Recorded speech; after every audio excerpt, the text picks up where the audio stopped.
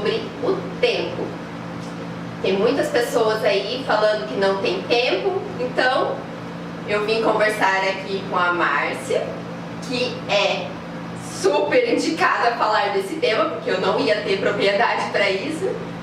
Muito obrigada, viu, por ter cedido o seu tempo para poder falar um pouquinho aqui para nós. Obrigada, Heloísa, pela oportunidade.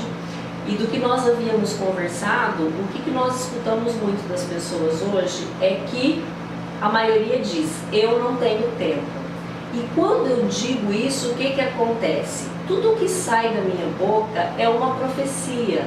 Então, quanto mais eu vou repetindo isso, mais verdade isso se torna para minha mente. O primeiro passo para quem realmente quer de verdade ter tempo é começar a usar essa comunicação de outra forma. Então é dizer, eu tenho tempo. A todo momento que vir na mente a ideia de que vai faltar o tempo para alguma coisa e que ela pensar em repetir essa frase, ela precisa, opa, eu tenho tempo. Isso 10, 20, 100 vezes durante o dia. Até que o cérebro se convença de que essa é uma nova realidade. É lógico que eu não posso parar por aí, então não é suficiente eu passar a declarar que eu tenho tempo. É necessário também que eu observe no meu dia a dia o que é que tem tirado a minha distração. Quais são os fatores de distração que existem no meu dia a dia. Hoje os fatores mais comuns de distração que roubam muito nosso tempo são WhatsApp, Facebook, Instagram. Ainda as pessoas que trabalham com isso têm uma leve justificativa. Então, por exemplo, como é que eu vou identificar isso se não são as redes sociais? Tem pessoas que têm o hábito, por exemplo, de assistir 2 jornais por dia. Ok, é necessário ficar informado, mas as notícias que passam em jornais, hoje em telejornais, primeiro que elas são todas repetidas e a maioria delas são notícias que trazem uma negatividade muito grande. Então, se eu considerar que cada jornal é de 1 hora, se eu sinto a necessidade de assistir 2 horas a menos todo dia. Então, por que não, de repente, reduzir para 1 telejornal ou reduzir para uma leitura das principais notícias na internet, que eu poderia, ali em 15 minutos, conseguir verificar quais são essas notícias. Se eu consigo ganhar, por exemplo, 1 hora por dia, ao longo de 1 ano eu tenho tempo suficiente para fazer uma pós-graduação. Então, se o meu relacionamento não está bem, eu teria 1 hora a mais por dia para investir nele. Ou para ler um livro que eu tanto gostaria de ler, 1 hora por dia para um livro.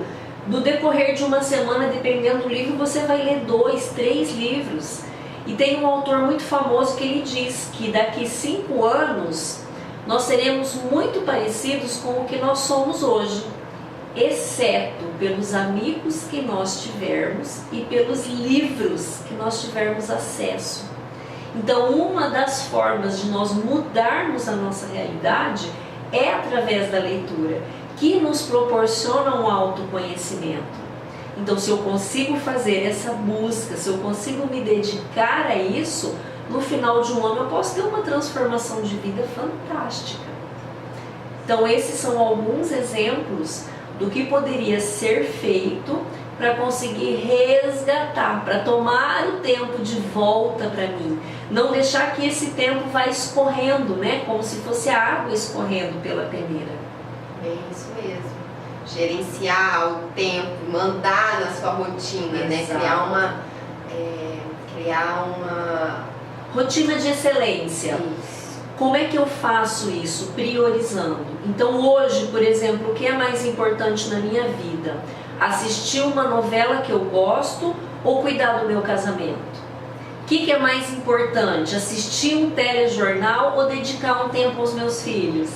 Então são escolhas e nós sempre podemos escolher, sempre é possível escolher. Mas eu preciso saber o que é prioridade, o que é mais importante para mim. E a partir daí fica mais fácil o gerenciamento do tempo. Aí eu consigo olhar para o celular, para o Instagram sem culpa. Eu falo, opa, não quero, porque agora eu vou ficar com a minha família. Porque agora eu vou conversar com uma amiga, eu vou tomar café com uma amiga, eu vou ligar para conversar. Então são prioridades. Aprender a estabelecer prioridades. Se eu deixo que as coisas ao meu entorno tomem conta da minha vida, eu passo a me tornar escravo dessas coisas. Então, quando é que eu vou assumir a minha posição de autor da minha vida e não de mero coadjuvante? A partir do momento que eu assumo essa autoria, aí as coisas começam a mudar, aí as mudanças acontecem, aí eu consigo declarar que eu tenho tempo. Então eu quero agradecer aqui, eu estou encantada com a forma que ela abordou o tema e para mim foi muito legal, espero que tenha sido válido para você também. Coloque em prática as dicas que ela deu, que vale ouro, e vamos ganhar tempo, gente, vamos ter tempo para poder aproveitar um pouco melhor, ter mais qualidade de vida, tá? Obrigada de coração. Obrigada. Tchau.